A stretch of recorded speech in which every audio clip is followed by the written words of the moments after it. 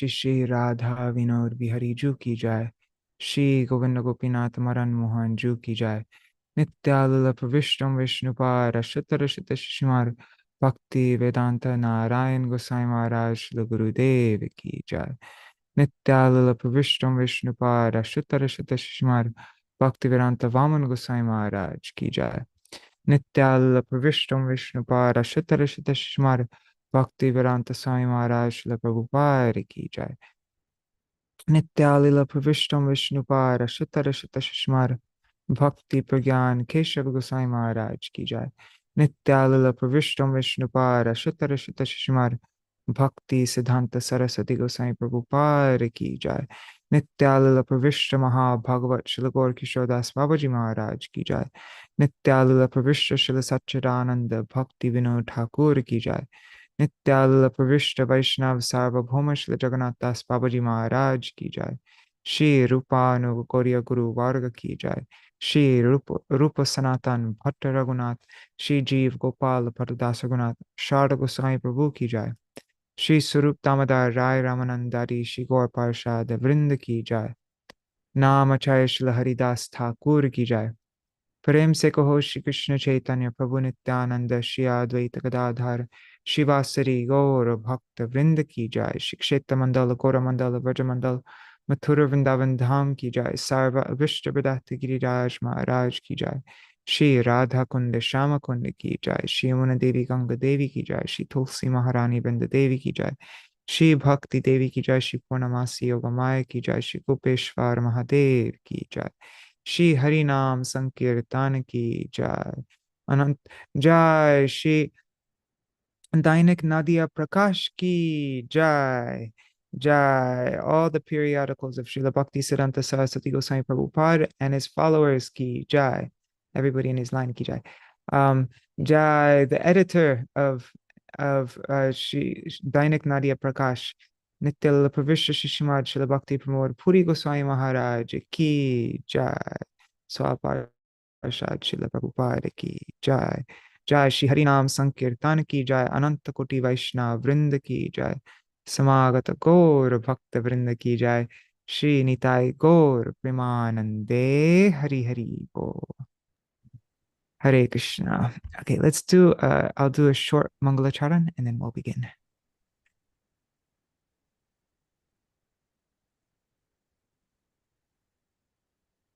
Ajnanatimiran sorry. Ajnanatimirandhasya Jnananjana Shalakaya Chakshurunmilitam Yena Tasmai Shri Gurave Namaha. Gurave Gaurachandraya Radhikaya Tadalaye Krishnaya Krishna Bhaktaya Tad Bhaktaya Namo Namaha. Shri Siddhanta Saraswati Vidito Gaudiya Gurvanvaye Bhato Bhanuriva Prabhata Gagane Yogora Sankirtanai Maya Varati Mingilo Daragatan Udhritya Jivaniman Krishna Prema Sudabdhi Gahana Sukham Pradat Prabhung Tang Bhaje Vande Bhakti Vinodang Shri Gaura Shakti Swarupakam Bhakti Shastra Samrajam Radha Rasa Sudha Nidhin Shri Caitanya Manobhishtam Sthapitam Yena Bhutale Swayam Rupa Kada Mahyam Dadati Swapadantikam Vancha Kalpatarubhyascha Kripa Sindhubhya Evacha Patitanam Pavanebhyo Vaishnavebhyo Namo Namaha. Bhaktya Vihina Aparada Lakshaya Kshiptashtakama Ditaranga Madhe Kripa Mai Tvam Sharanam Prapanna Vrinde Namaste Charana Ravindam Bhaja Shri Krishna Chaitanya Prabhu Nityananda Shri Advaita Gadadhar Shivasari Gaur Bhakta Vrinda Hare Krishna Krishna Krishna Hare Hare, Hare Rama, Hare Rama, Rama Rama, Hare Hare. Hare Krishna. Dandavat pranams. Nri Hari Prabhu and Pavatarani Mataji. Hare Krishna. Shri Devi Mataji, Champak Mataji, Anjali Didi, and Śrīvāsa Prabhu. Haribo. And Reseshwari Mataji on YouTube. Hare Krishna. All right, so we are continuing on with our Sunday Dainika Nadīyā Prakāśa reading. This is our 9th session, I think. And I'm gonna hand it over to Śrīvāsa now. And I should start off every time. All these articles that we're reading right now are available on nadiyaprakāsh.com, NADIYAPRAKASH.com. You can find all the articles there. All right. All right, so this is number 17. Well, okay.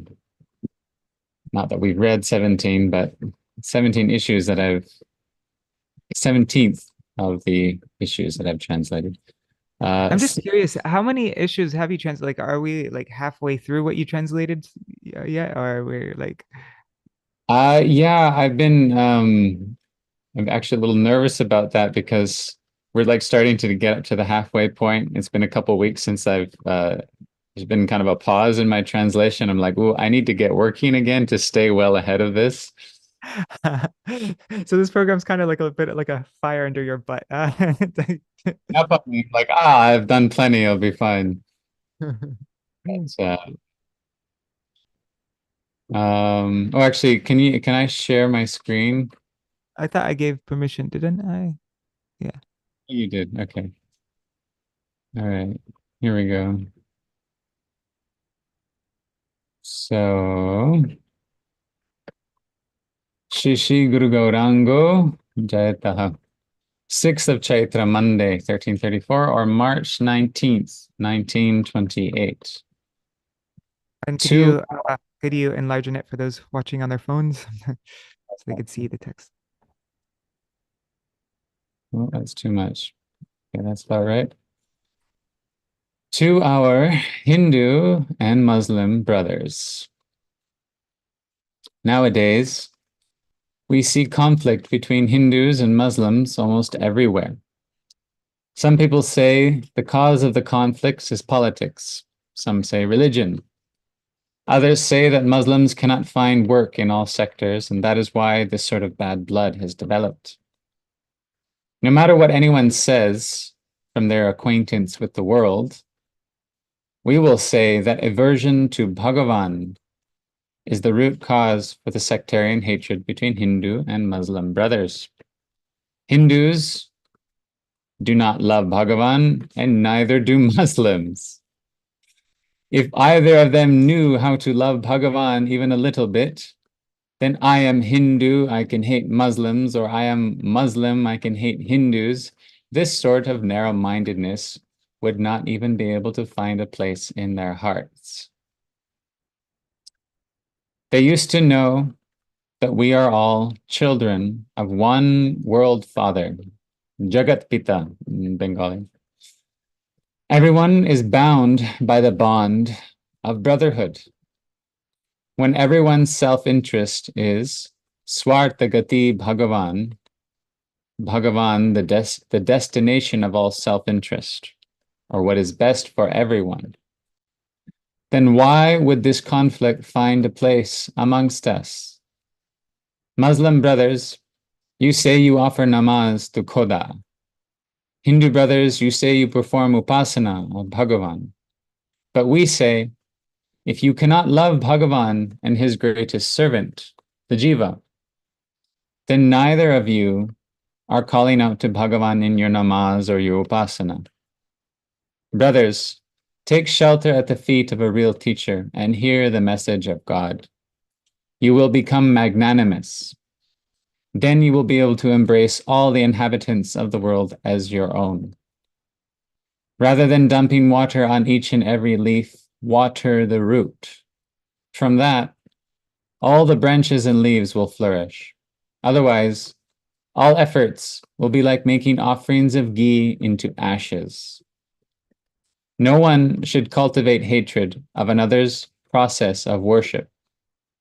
Foremost of Mahajans, Thakur Bhaktivinod, has given us this instruction. This is in Sharanagati, isn't it? Or is it somewhere else? Kenoar korodvesh videshi jana bhaj. It is Gitavali in the section Shriya Nirnay, the last song of Shriya Nirnay.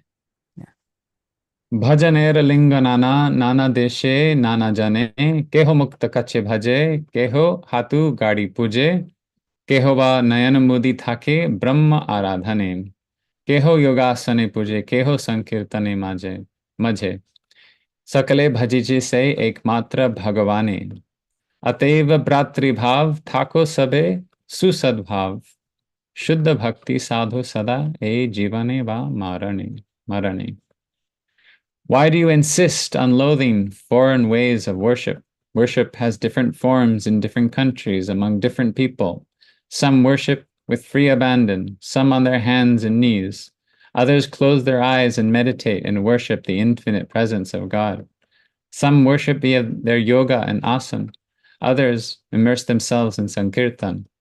Everyone is worshiping the same God. Therefore, brothers, maintain cordial dealings with all. Strive always for pure devotion in this life or death. Oh, I think I'm going to steal this translation for Gaudiya Giti Gucha. Sorry. We're going to be publishing this. Yeah. Mukta Kache is interesting because, as far as I understand, Kacha means underwear. So you could translate this as some people worship without underwear, but oh, wow. a more maybe appropriate translation is people worship with abandon. That is funny. Maybe it's a reference to the Naga Babas. I don't know. Yeah, maybe. The victory of truth. How much longer can the truth be kept suppressed by saying truth is falsehood and falsehood is truth? One day or another, you yourself will lift the lid on the truth.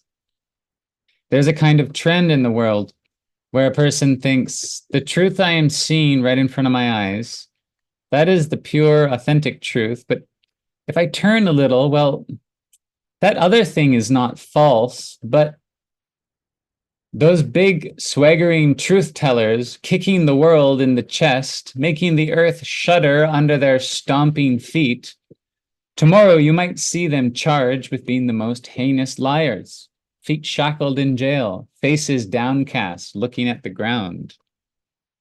The language is really rich sometimes. And on the other hand, there are those whom today the world has mistakenly labeled as liars, and thereby the world has suppressed the truth. And in time, when the world's error is eradicated, they will recognize those people as having told the truth and have to beg forgiveness from them.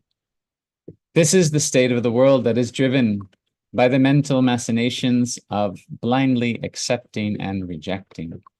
Therefore, O brothers, don't rise up in a sudden frenzy of excitement. Take some time to reflect with a steady mind.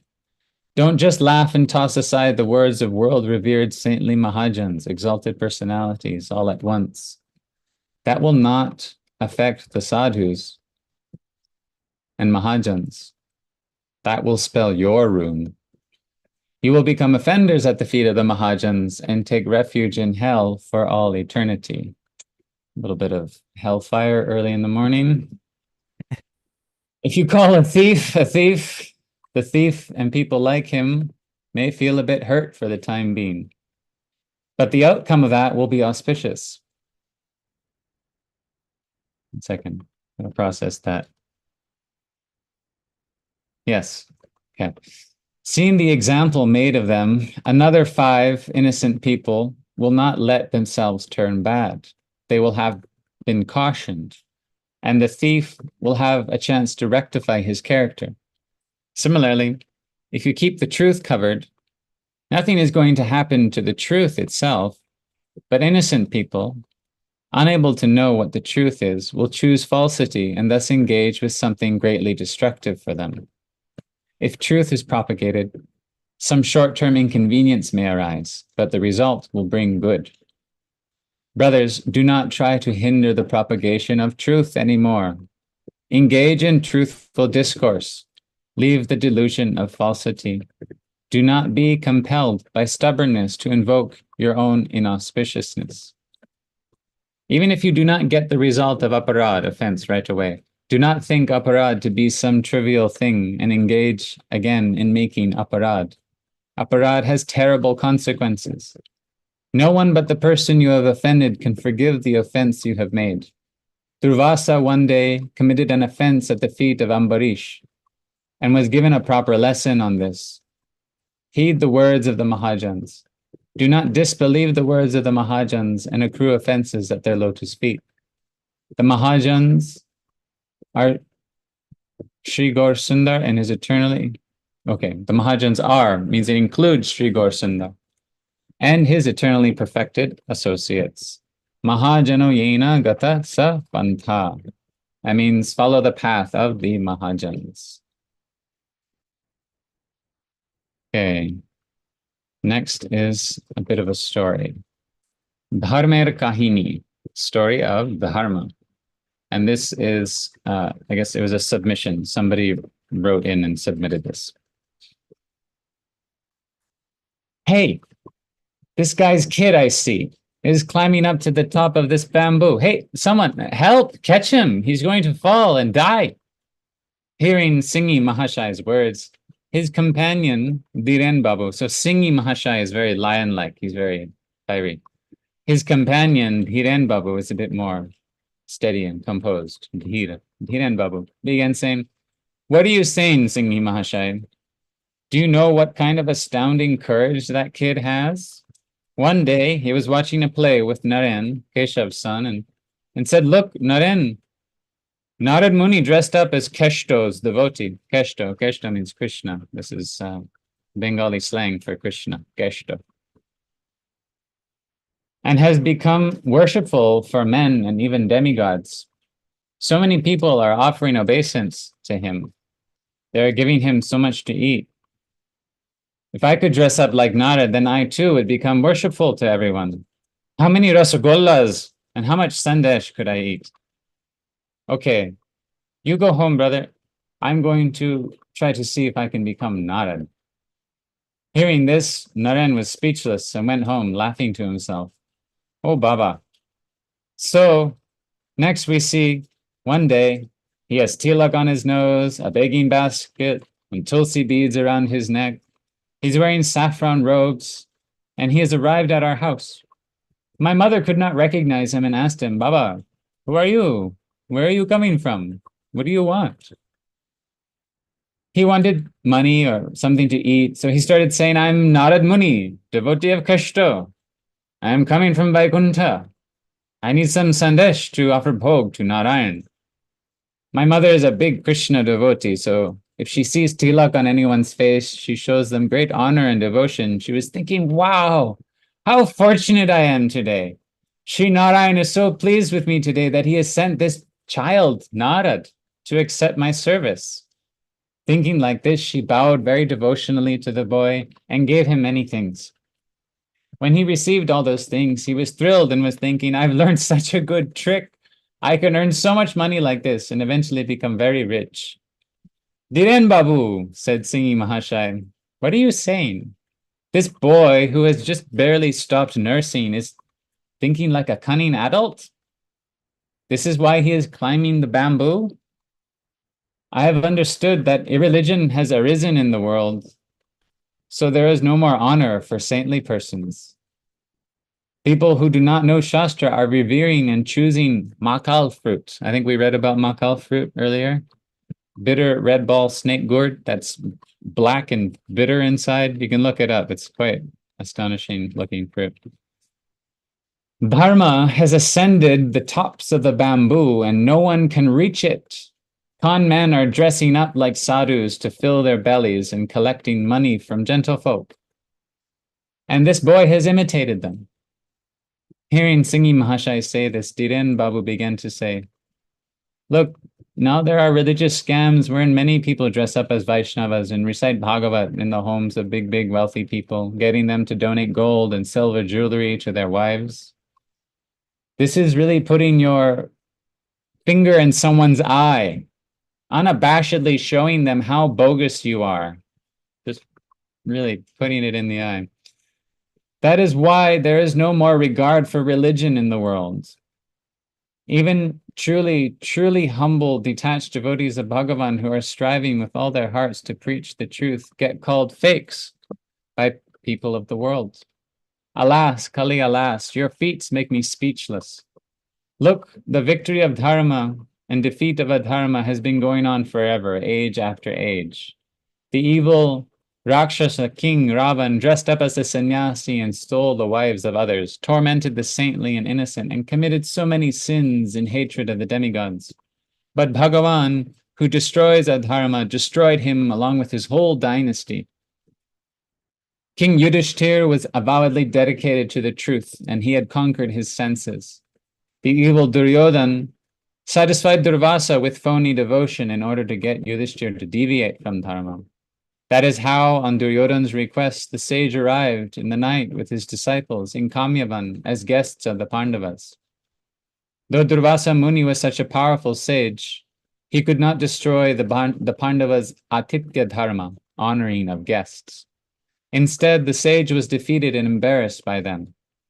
No matter what exaggerated attempts the wicked make to harm the saintly, they are surely vanquished in times, even if the wicked use the saintly people, like Duryodhan used Durvasa, right? Still, they're vanquished. Those who fasten tight their belts and are preaching the word of truth, like King Yudhishthir, are always victorious, no matter what violence wicked people inflict on them. Thus, I say, is the victory of Dharma and fall of Adharma. So tighten up your belts, folks, and keep speaking the truth. I love all the different expressions. Climbing to the tops of bamboos and bamboozling people. Caitanya, Śrī Caitanya Kathā. Do you want to read one? Sure I can. Yeah, 1 second. Let me just. Yeah, I love the language is so lively. Yeah, I feel like I'm having all the fun here.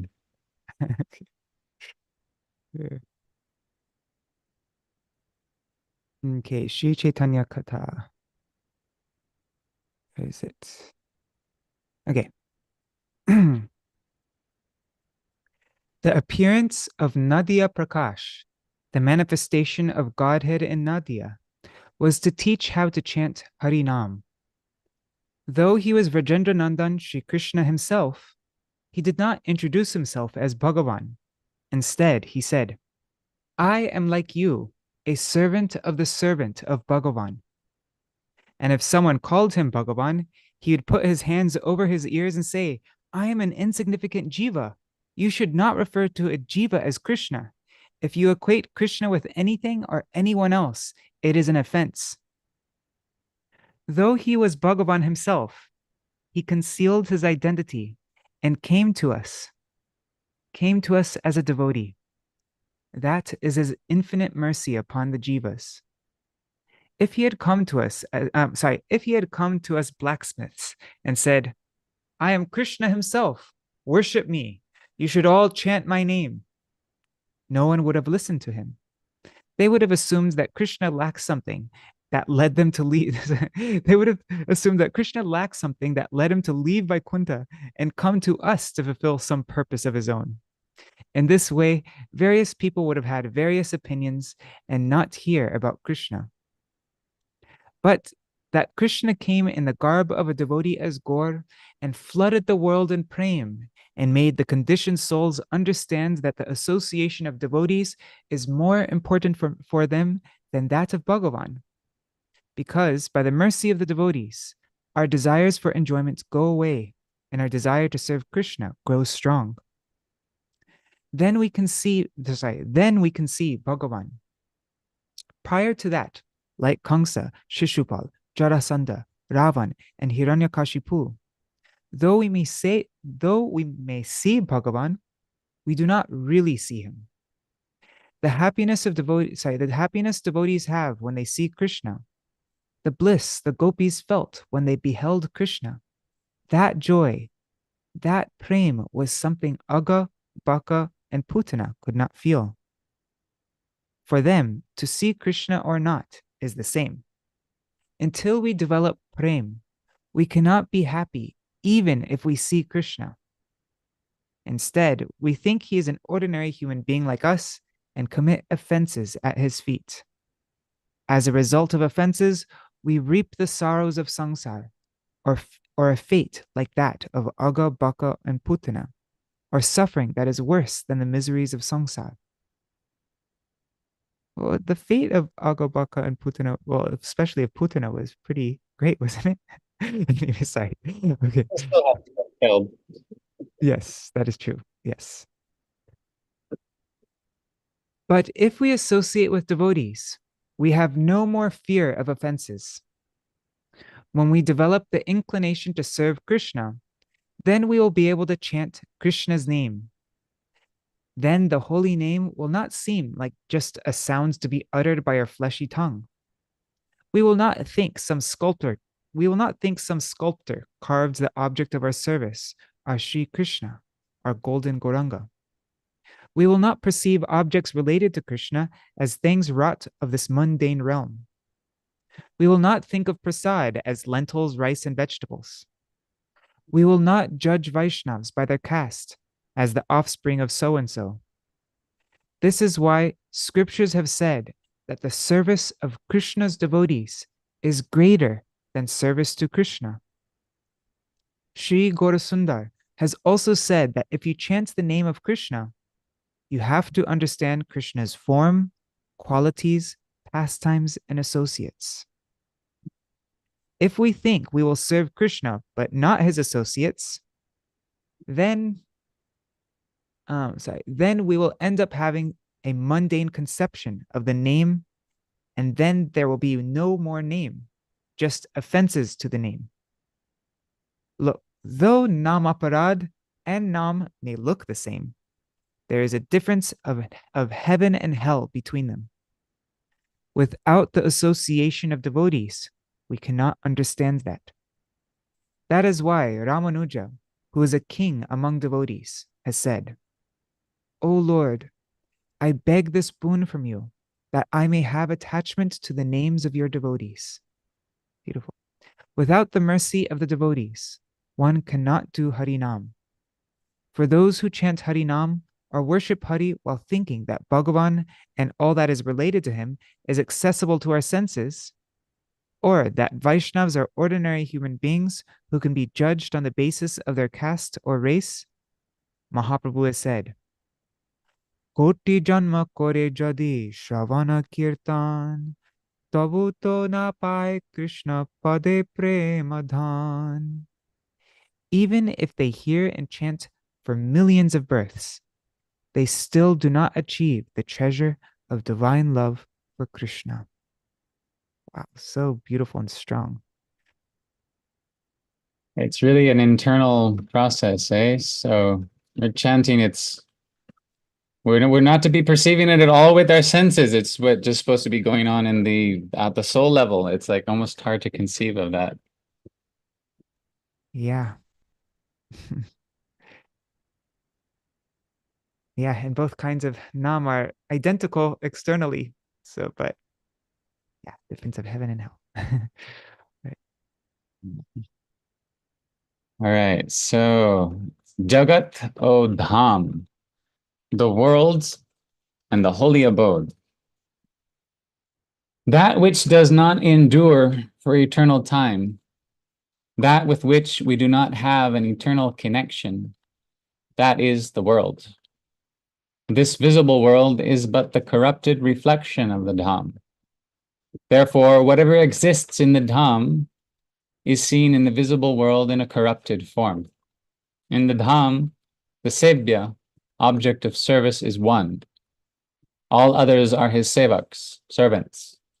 But in the world, there are many Sevyas and sevaks. In the Śrī Dham, striving for the happiness of the Sevya Vastu is the self-interest of the sevak. In the world, the self-interests of the seva, of the Sevya and the sevak are of innumerable varieties. Here, the sevak will give up the service of the Sevya if doing so obstructs his own happiness. Moreover, there is no permanence for the Sevya and sevak here. Here, everything is adultery. A wife may serve her husband, but for her own self-interest. What the husband wants and what the wife wants is not the same. A father and mother love their son, and the son shows devotion to his parents, but that too is not devoid of selfish interests. The behavior of the Śrī Dham is not pervaded by such infidelities. The behavior there is like this. Nagani apana dukkha sabe banchi tar sukha mor tatparya. More yadi dile dukkha tar hoela maha sukha. Se dukkha mor sukha varya. No one there keeps track of their own troubles. Everyone wants his pleasure. His pleasure is my purpose, they think. If giving me pain gives him great pleasure, then that sorrow of mine is the best kind of happiness. The universe, composed of 14 realms, is part of this visible world. Among them, Bhu, Bhuva, Swa, Maha, Jana, Tapa, and Satya. These 7 are upper realms. Pious householders who hanker for the results of their actions go to Bhulok, Bhuvalok, or Swalok when they die. Above these 3 worlds, Mahalok, Janalok, Tapalok, and Satyalok, these 4 realms are attainable by Naishtik, resolute lifelong brahmacharis, vanaprasthas, and yatis, sannyasis. The aforementioned 7 realms are not eternal. All of these are such that once one's pious credits have run out, one must re-enter the realm of mortals. These sorts of destinations are the best of a bad deal for the jivas. Besides these, there is another category of people who long for salvation. The place they can attain is Brahmalok. This place also is not free from fear. During the latter half of the universal cycle, when Brahma's life comes to an end, they must again come into the realm of mortals and be subjected to happiness and distress. However, that place from which the jivas never have to return, where there is no mundane happiness or distress, no birth, old age, and death, where there is only bliss, that is Śrī Dham. The Śrī Dham is very difficult to achieve for the aforementioned karmi, yogi, and jnani. They do not have qualification to enter the Śrī Dham. Only the devotees have qualification for the Śrī Dham. It is the Vaibhav, opulence of Bhagavan's form. Bhagavan is eternally situated in a realm beyond the reach of the material energy, but has mercy on the conditioned souls and incarnates within the material realm. But he does not become trapped by material qualities like the jivas, despite entering the material realm. Śrī Dham is the same. Though the Śrī Dham exists within the material world, it is not confined by mundane time, place, and circumstances. Just as Bhagavan assumes a form but does not lose his omnipresence, the Śrī Dham appears in this world. And though it appears to the limited vision of conditioned souls to be like materially limited places like Calcutta, Bardhaman, etc., in reality, it is not confined by such limitations. The mundane moon and sun illuminate the material world. By the aid of the moon and sun, we can see worldly objects. But the moon and sun cannot illuminate the Śrī Dham. It cannot be seen by the light of the material world. That abode is illuminated by Brahmalok. the effulgence of Bhagavan's limbs. By the mercy of a bona fide guru, once the sun of transcendental knowledge arises from the spiritual identity of the jiva, then very quickly he can behold the true form of the Śrī Dhāma. We have stated previously that there is no birth and death in Śrī Dhāma, no effect of time there. Even in the Navadip, Vrindavan, Dwarka, Mathura, and other dhams that are present on this earth, there is no birth, death, etc. So why do we see the effects of time in those places then? Why is there happiness and distress there, like in the rest of the material world? The answer to this is a little difficult. Those like us who are subject to birth and death and bring our own material conceptions of sense gratification to the Śrī Dhāma and live there are not Dham-vasis. Though we see them or ourselves as living in the Dham, they're not actually living in the Dham. Read the words of the Mahajans on this subject and reflect. Dhama madhya kabuna hi jara avasthiti, jara baddha jivanahi pai heta gati. Dhamera upare jara maya pati jal, acha diya raki ei dham chirakal. Śrī Krishna Caitanya jar nahi kasambandha, jaler upare bas kare se andha. Mane bhabe ami achi navadip pure, proda maya mugdha kari rakhe tare dure. Within the Dham, there is never material existence. No jiva bound by mundanity can make it there. Inert Maya throws a veil over the Dham and keeps it covered for eternity. Those who have no relationship with Śrī Krishna Caitanya dwell above the veil as if blind. They think they are in Navadvip. Proda Maya, however, keeps them enchanted and at a distance. I wonder if that was a quote from Navadip Mahatma. I don't know. Yeah, they don't give any references ever.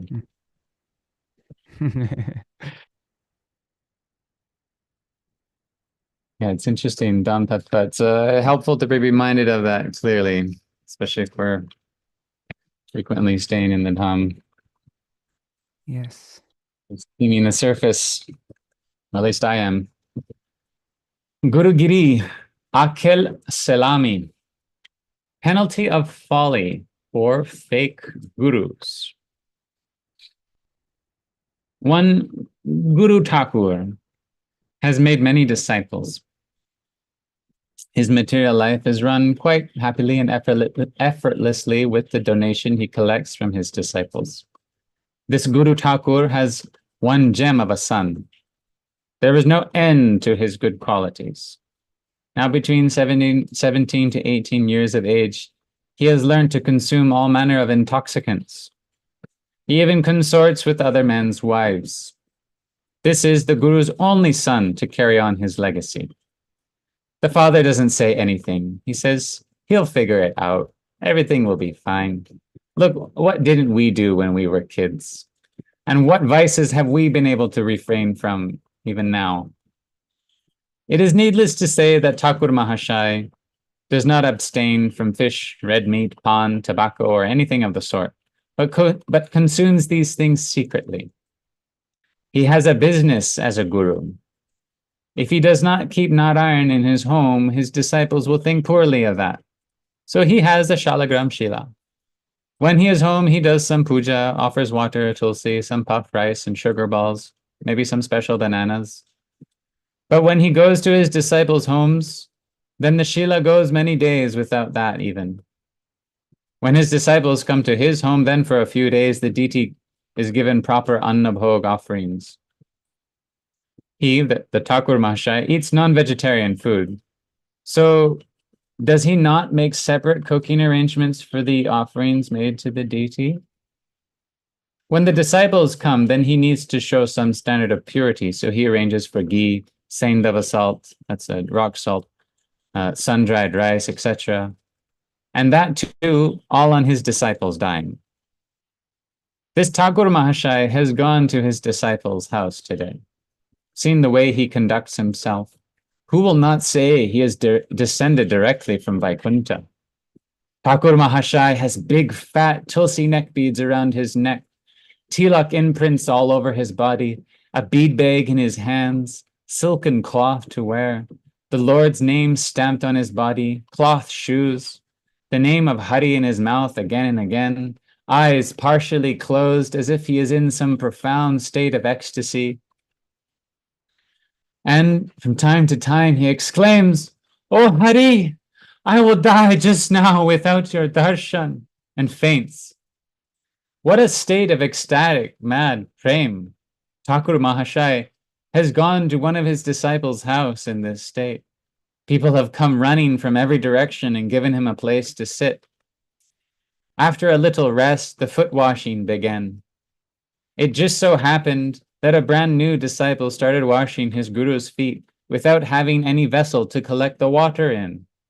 Gurudev was a bit offended at this, a bit perturbed. This kid has no common sense, he thinks. So he says, "Are you going to let this rare substance go to waste? Have you gone blind?"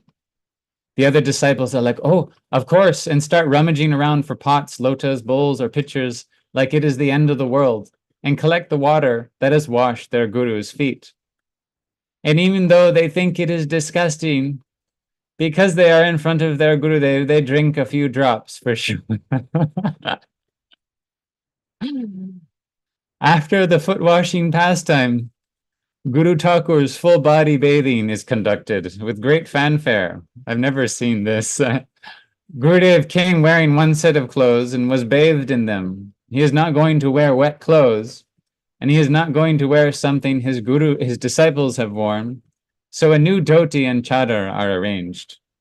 After that, there is the puja and anik pastime. Oh, how vigorously the bell is rung. Disciples are ordered to offer copious amounts of incense and lamps. The ladies start cheering and blowing on conches. Bananas, mangoes, jackfruit, coconuts, pomelo, and other fruits, plus sun-dried rice and other items start to come from all directions. Some brought dhotis, chadars, gamchas, and others brought money and started throwing it. One disciple said, "Thakur Mahashai, shall I cut up this fruit to offer to the deity?" But what good would cut up fruit be to him? So the Thakur jumps and says, "What are you doing? I offered everything mentally to Bhagavan already. He accepted everything and kept it all as it was. Do you have the eyes to see such things?" The innocent disciples fall silent. Guru Thakur shouts quite a lot and then says, "Puja is over. Now arrange for bhoga." The disciples had cleaned the bhoga area very nicely and arranged big lidded pots and everything. Since their guru was coming to their home, they had arranged for a grand feast. Many people had been invited. Everyone wanted to eat food cooked by their Gurudev's own hand. It wouldn't do to get someone else to do the cooking. So Gurudev has to do the cooking, as well as the distribution and everything else. After so long, the disciples will be blessed to eat Gurudev's prasad. Gurudev saw the situation he had walked into was a disaster. What to do? If the disciples did not eat prasad, they wouldn't want to give donations. Fearing this, he exerted himself greatly to cook the bhoga, offered it, and did all the distribution after that. Though outwardly he was glorifying the disciples' devotion to their guru, he began devising with his disciples how they might arrange to obtain Krishna for real, and began saying to himself, "What sins have I committed in my previous life for which I have to endure this phony guru business? It is punishment." He had to go through so much effort to cook. It was really exhausting for him. Anyhow, after much excessive exertion, Guru Thakur ate a little something and rested. Then he took whatever donations he received and returned home. Readers should not think this is just a story. This is written based on actual events. Guruvo bahava santi shishya vittapaharakaha durlava sadguru devi shishya santapaharakaha. There are many gurus who just steal the wealth of their disciples. Very rare is it to find a guru who can eliminate the actual sufferings of the disciples. One can see from the article above that this Guru's relationship with his disciples was based on donations. All the efforts of service to Bhagavan he demonstrated to his disciples were for donations. That Guru, who is always immersed in sense gratification at home, in eating non-vegetarian food, and in illicit relations with women, puts on a deceitful show of devotion in front of his disciples or at their homes. What good can the jivas gain by receiving mantras from such a person? Can a blind man show another blind man where to go? Both fall in the well. Our prayer is that intelligent people seeking the highest good free themselves from the fearsome clutches of these businessmen gurus and take shelter at the feet of a real guru. That was an interesting one, huh? Yeah. And now for the news. At present, in France, efforts are being made to treat deafness with the aid of the stethoscope. There has been success in many cases. I don't know what that means. Howrah attorney Śrī Caitanya Kathā has brought a charge of libel against the editor of the Statesman magazine, Mr. A.H. Watson, for an article published in the Statesman last August that made shameful accusations about the character of Indian widows. Howrah's magistrate refused the case on the basis of several excuses, such as the article not having been written by any particular individual.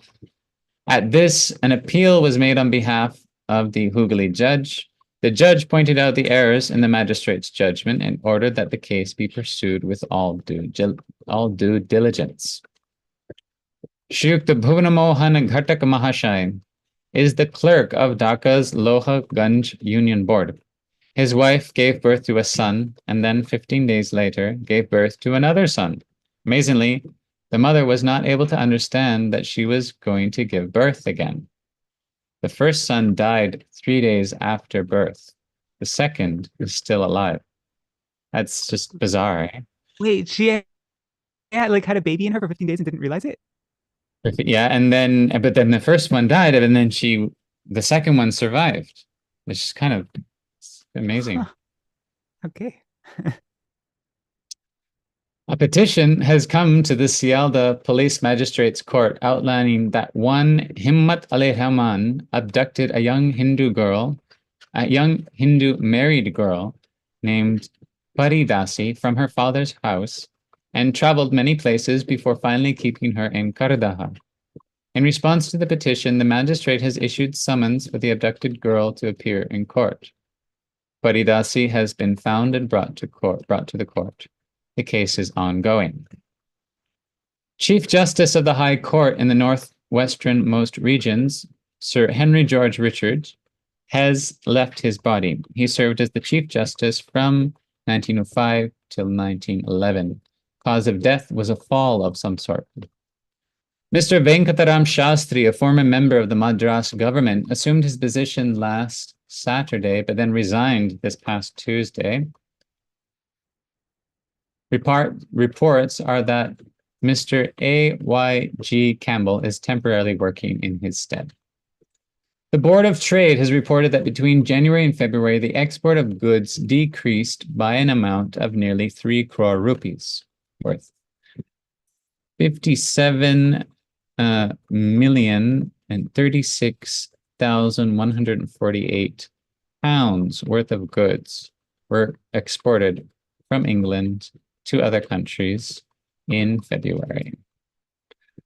Nabhaz Maharaj has summoned the High Court attorney, Mr. K. Bhaimak, to discuss future duties, which suggests the Maharaj's health is good. He was simply anguished by the absence of his wife and son. In Calcutta, a man named Subodh Chandra Mukhopadhyay of Ramakanta Mystery Lane was hit by a train while crossing the rail tracks near the south cabin of Dum Dum Junction Station. He died on the way to the hospital. This upcoming Saturday, March 24th, Shriyukta Subhash Chandra Bose and Maulvi Syed Jalaluddin Hussaini will be traveling to Kushtia for a Congress event. One Abdul Wahid, an inspector in the corporation's lighting department, lives on Hugul Kuriya Lane. Near his residence is a brothel that is frequented by a man named Akhtar Uddin, who almost every night starts shouting and disturbs the peace of the neighborhood. Last Tuesday night, Inspector Sahib, feeling greatly disturbed, tried to stop Akhtar from creating such a commotion, which led to Inspector Sahib getting stabbed. Hearing the injured man's cries, police came and arrested Akhtar Uddin and sent the inspector to hospital. Investigation is ongoing. Sorry. Funny. In Kashi, a motor vehicle accident has occurred. It has been 2 or 3 days since a speeding motor lorry flipped over and injured 2 women and several others. There is no counting the number of accidents like this that are occurring every day due to the negligence or inexperience of drivers. This is like a new phenomena kind of for Indian society, you know, motor vehicles and accidents. And it's like, you know, I guess now we're just kind of desensitized to it. Yeah. The police officer that was stationed on guard at Police Sahib Rai Bahadur J.N. Mukherjee's house was shot in the mouth. Reports are that he committed suicide. After the Shuddhi festival, Miss Miller and others reached Khandwa on their way to Barwaha from Nasik on March 14th. She was accompanied by Princess Savitribai, Sir Tukoji Rao's sister, and Captain Yadava. Sir Tukoji Rao's older sister, Princess Tara, was taking darshan of the temple and other holy sites in Nashik. Miss Miller's been in almost every issue, hasn't she, so far? Yeah. And like there'll be like a couple stories, actually. There's another one here. Huh. Sir Tukoji Rao's marriage with Miss Miller was performed at a magnificent palace on the banks of the Narmada River tributary in Barwaha this past Saturday, March 17th. Thousands and thousands of people were invited. Sir Tukoji Rao's 2 stepmothers and the Holkar family's Colonel Lenbert are in Barwaha. Barwaha city is not bad. Every year, almost 35,000 bales of cotton are exported. I guess it means it has a good economy. The population of the city is roughly 7,000. This past March 14th, from morning until almost noon, London was covered in a dense fog. At that very time, machines in the electric powerhouse malfunctioned, so portions of the city, including Charing Cross Station, were without electricity, which made the city look as dark as a new moon night. The Afghan royal couple were delighted to see this. However, when the royal couple went to honor their invitation for refreshments at Guildhall, the skies had cleared up somewhat. The Duke and Duchess of York, Prince Henry, Prince Arthur, the Connaught Princess, and several other dignitaries were at the luncheon. The Lord Mayor, with due respect, escorted the diplomats to the library. From there, Lord Mayor took Queen Soraya and Mayor's wife, took King Amanullah, and with all due cordiality, escorted them to the stage as the band played Afghan national music. Interesting, no? Yeah, very interesting. The Afghan queen, leaving her traditional attire, has adorned herself in European attire for her travels in Western countries. She is preparing outfits from the latest fashions in Paris. She has purchased frocks worth almost 3,200 euros or pounds for her travels in Europe. It is estimated that the expenses for this European tour will be at least 1,80,000 pounds or more. As far as I know, this was the last king of Afghanistan, and he had to return like ahead of schedule to Afghanistan. I haven't researched this, but I think he was too modern, and this was too extravagant for the more conservative citizens of Afghanistan. Huh. Interesting. The search between New York and Newfoundland for the British aircraft flown by Captain Hinchcliffe has not been successful. Only an employee of the Western Union Cable Company in Heart's Content, Newfoundland, has reported seeing a single plane heading northwest. In the Durgapur area of Barishal district, a wealthy man named Nagarabasi Kundu was going by boat to Amrazuri on the occasion of his son's wedding with a great many people and fireworks on the boat. Towards the end of the night, as the boat reached Chandamari and Barishal, a tremendous explosion occurred. Everyone was asleep. Hearing its sudden, terrifying noise and feeling intense heat and flames against their limbs, everyone jumped into the river. In the morning, they were brought to Anandabasu's clinic. Everyone had burns all over their bodies, on their eyes, mouths, hands, feet, etc., creating a horrifying scene. Nagarabasi, Shukramali, and Ashwani Guha, these three individuals were burnt the most. As of last Thursday, one of them has reportedly died. Something like that similar. No, sorry. Something like that recently happened at was it Narendra Sarovar? And I think 3 people died from fireworks. Just like yeah. During the festival. Yeah, during the festival. Somehow like the container with all the fireworks got like ignited or whatever, and so then it just exploded like tons, like a whole big thing of fireworks exploded right next to all the people during the festival, like on the beginning during Chandanyatra. Oh my goodness. Yikes. Senate President Mr. Hussein Pasha has died. During the European World War, he was the Prime Minister of Egypt and provided special assistance to Britain. Rukmini Didi said 15 people died. Wow, that's a lot. Oh my God, what a nightmare scene right during Chandanyatra.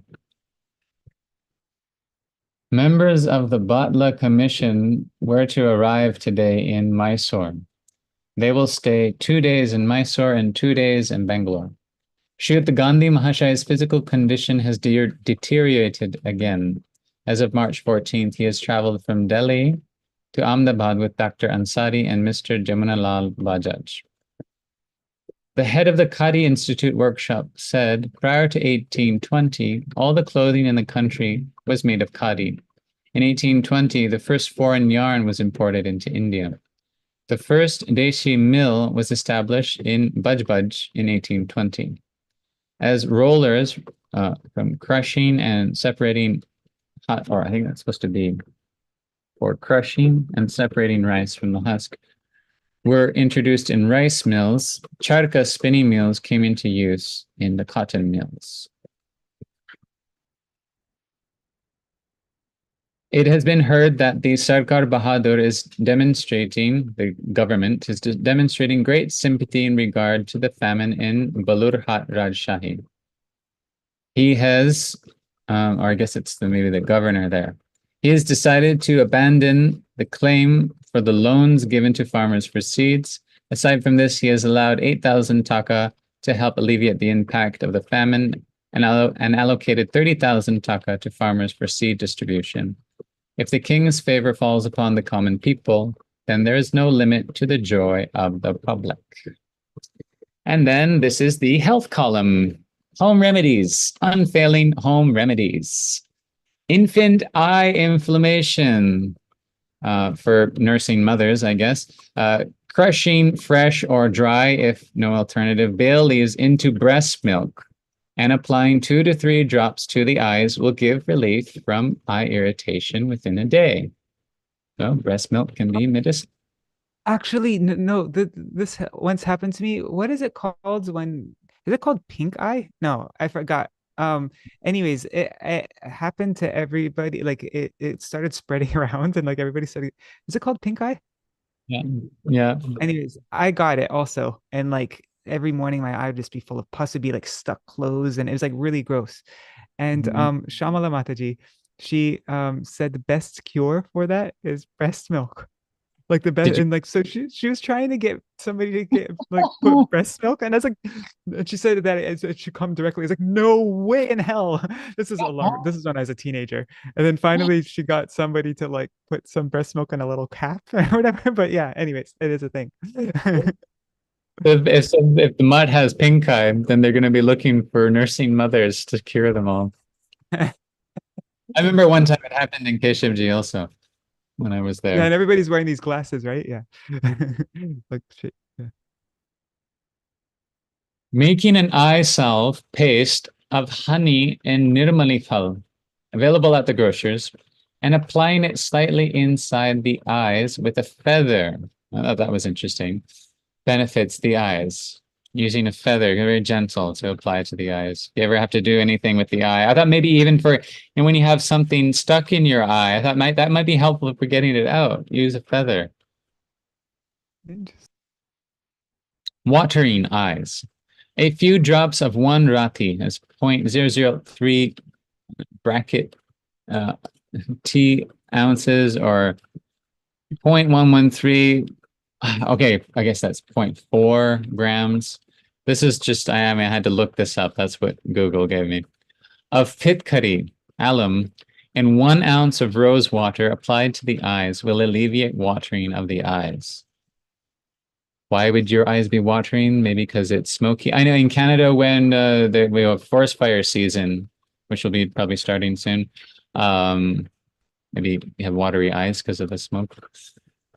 A single drop of 1 tola of lotus honey, or in the absence of that, any other honey, and 2 annas of Śrī Karpur, available in Puri, mixed well and applied into the eyes, will relieve unbearable eye pain, swollen eyes, blurred vision, watery eyes, and various other eye afflictions.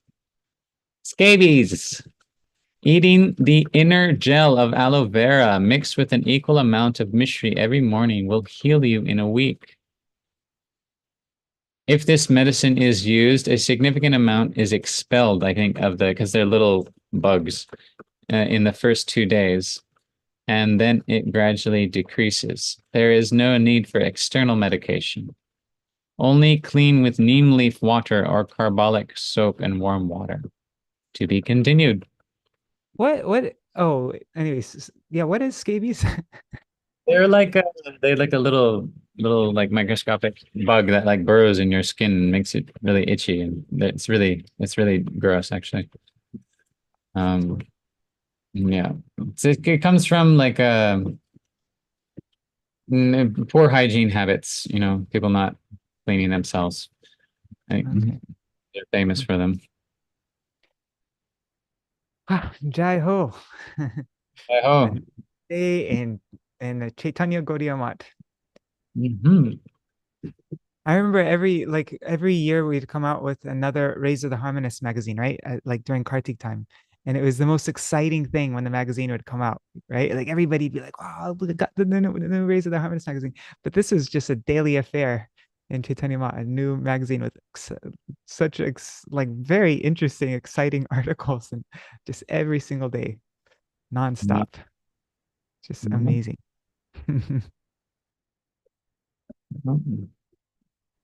All right, so I guess I'll just...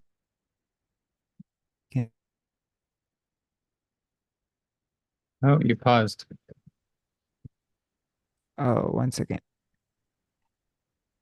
Could you stop sharing? Oh, wait, there. I did. Okay, cool. 1 second. Just getting the mridanga. What happened to the mridanga? I just had it here.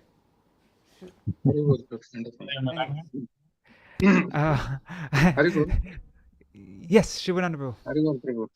Which is this issue actually? Which date, or how can I find it on the Nadīyā Prakāśa website? Yeah, it should have been published by now. It's the 6th of Caitra, Monday. And it should start with Hindu and Muslim brothers, to the Hindu and Muslim brothers. Should be. I'll see if I can find it. And Shubhanandaru, when we're reading the health column, if you ever have any insights, like if it's related to Ayurveda or anything like that, you could always share. So actually, that's why I was asking, so I can read it again and then I can comment something. Okay, cool. Yeah, Shubhanandaru is an Ayurvedic doctor. I found it. I'll post it in the group chat.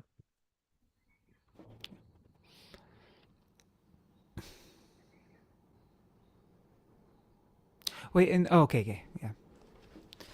Hare Krishna,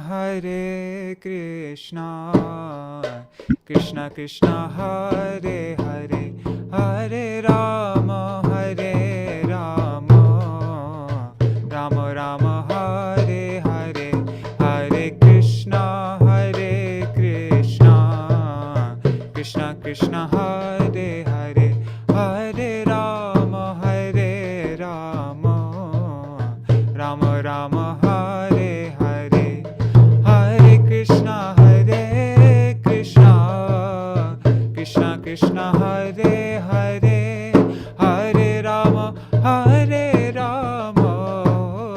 Rama Rama, Hare Hare, Hare Krishna, Krishna Krishna, Hare Hare, Hare Rama, Rama Rama, Hare Hare, Hare Krishna, Krishna Krishna, Hare Hare, Hare Rama, Rama Rama, Hare Hare, Hare Krishna, Krishna Krishna, Hare Hare, Hare Rama, Rama Rama, Hare Hare.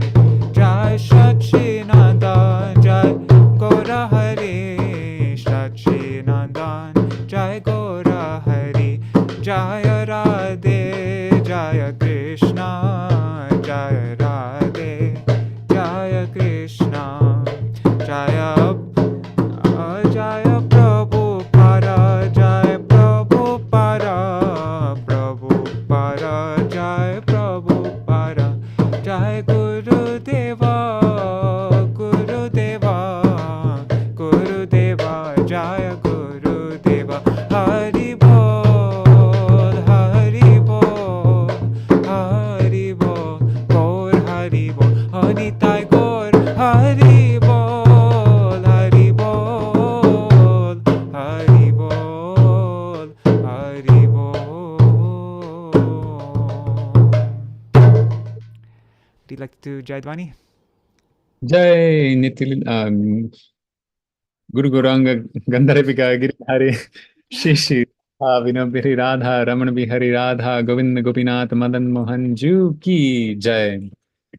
Jai Nitilila Prabhishtam Vishnupad Shishimad Bhakti Vedanta Narayana Goswami Maharaj Ki Jai. Nitilila Prabhishtam Vishnupad Shishimad Bhakti Vedanta Vaman Goswami Maharaj Ki Jai. Bhakti Vedanta Trivikram Goswami Maharaj Ki Jai. Nitilila Prabhishtam Vishnupad Shishimad Bhakti Vedanta Swami Maharaj Ki Jai. Since I'm in the temple of Srila Gaur Govinda Goswami Maharaj, Nitilila Prabhishtam Vishnupad Shishimad Bhakti Shri Gaur Govinda Goswami Maharaj Ki Jai. Jai Nitilila Prabhishtam Vishnupad Shishimad Bhakti Pramod Puri Goswami Maharaj Ki Jai. Saparshad Jagaguru Srila Bhakti Siddhanta Saraswati Thakur Srila Prabhupada Ki Jai. Mahabhagavat Pravar Shri Gaur Kishodas Babaji Maharaj Ki Jai. Saptam Goswami Satchirananda Srila Bhakti Vinod Thakur Ki Jai. Vaishnav Sarvabhauma Shri Jagannathas Babaji Maharaj Ki Jai. Shri Rupanuga Gauriya Guru Varga Ki Jai. Shri Rup Sanatana Bhatta Raghunatha Shri Jiva Gopal Bhattadas Raghunath Shri Goswami Prabhu Ki Jai. Shri Sarup Damodar Ramananda Rishi Gaur Parshad Vrinda Ki Jai. Prem se Kaho Shri Krishna Chaitanya Prabhu Nityananda Shri Advaita Gadadhar Śrīvāsa Gaura Bhakta Vrinda Ki Jai. Navadip Mayapur Dham Ki Jai. Shri Vrindavan Dham Ki Jai. Radha Krishna Gop Gopi Go Govardhan Dwadash Vanam Shivajamandal Dham Ki Jai. Radha Gun Shyam Kun Yamranganga Bhakti Tulasi Devi Ki Jai. Sarva Bhishta Pradata Shri Giriraj Maharaj Ki Jai. Bhakti Vigna Vinashankari Shri Nisingha Bhagavan Ki Jai. Bhakta Pravar Shri Prahlad Maharaj Ki Jai. Shri Jagannath Baldev Subhadra Sudarshan Chakra Ju Ki Jai. Charidham Charya Acharya Chari Sampradaya Ki Jai. Akar Mathara Shri Caitanya Mat Ki Jai. Dainik Nadīyā Prakāśa Ki Jai. Tribhuvra Mangal Harinam Sankirtan Ki Jai. Grantara Srimad Bhagavatam Ki Jai. Ananta Koti Vaishnava Vrinda Ki Jai. Samagata Online Bhakta Vrinda Ki Jai. Nitai Gaur Premanande. Hari Hari Bo. Thank you everyone and Dandavat Pranams. Vancha kalpatarubhyashta kripa sindhubhyevacha patitanam pavanebhyo vaishnavebhyo namo namaha. Dandavad pranams. Very good, Prabhu. Thank you. So this crushing fresh dry bay leaves and breast milk means these types of options that like breast milk is quite healthy for eyes, even for the nose.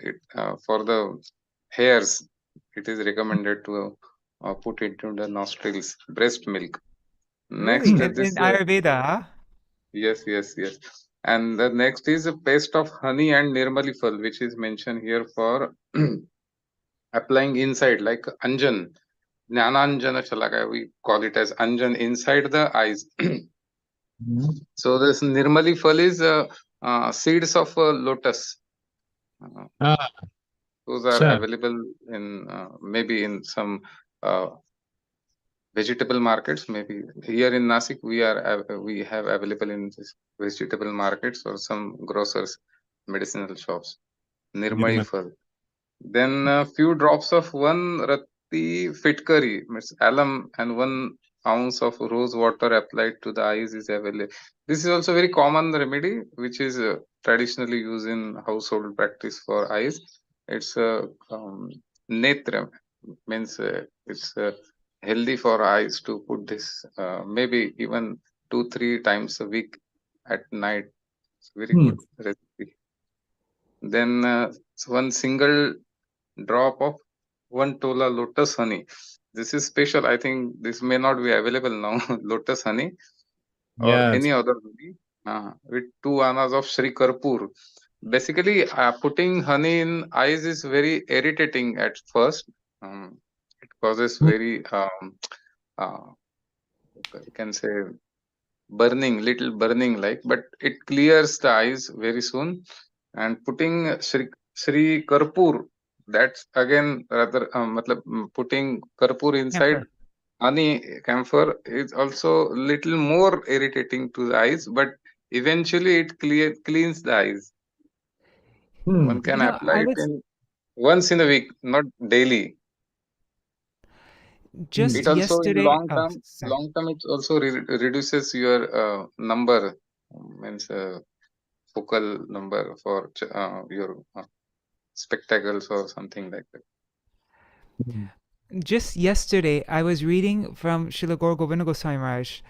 There's this book, what is it called? The Worship of Sri Guru. And it was our, like every day we have a quote that we use for our nurturing the seed session. And so I just opened up to a random page and picked a random paragraph, and that was going to be the quote for the day. And it was about that. It was about Padma Madhu that you apply on the eyes. Yes, like Sri Guru, the Padma Madhu of Sri, he's explaining Sri Guru Charana Padma. And anyways, it's just interesting that I just randomly came across that last night, and then we're reading about Padma Madhu. And then this last aloe vera mixed with equal amount of mishri. Basically, aloe vera jelly is a little bitter in taste, and eating it in the morning will heal you in a week. I think it's mentioned for scabies or any type of such skin diseases, because aloe vera cleans your bile, right? Liver cleansing medicine. So it is mentioned the significant amount is expelled in the first 2 days, and for external application, it is recommended here leaf water of neem leaf or carboxylic soap or warm water. Scabies is commonly in this rural India. It is found in particularly in kids, small kids who play outside in the mud or something.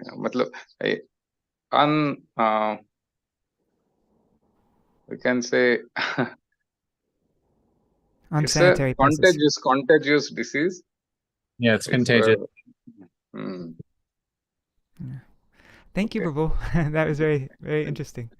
Yeah, it's nice to have like confirmation of these from an actual doctor, because I wasn't sure if I'm translating the right thing. Like when I was like, aloe vera, like really, you can eat aloe vera and it will help your skin. So it's great to get the confirmation. All right, so if anybody wants to read these articles, all these articles are available on nadiyaprakāśa.com. And also, I highly recommend everybody go to bigdrum.us. That's Śrīvāsa's website, where he's always posting lots of things in English for the first time, lots of words from our acharyas. And so, yeah, bigdrum.us. You can subscribe there, and you'll receive it in your inbox every time there's something new. Thank you so much for joining. Dandavat pranams. Nri Hari Prabhu, Bhavatarani Mataji, Shubhananda Prabhu. Oh, I see Shripad Bhaktivedanta Sajan Maharaj is there. Dandavat pranams Maharaj. Shri Devi Didi, Ashray Prabhu, Anjali Didi, and Rukmini Didi, Raseshwari Mataji, Vidyalalasa Didi, and so many other devotees. Dandavat pranams. Thank you so much for joining.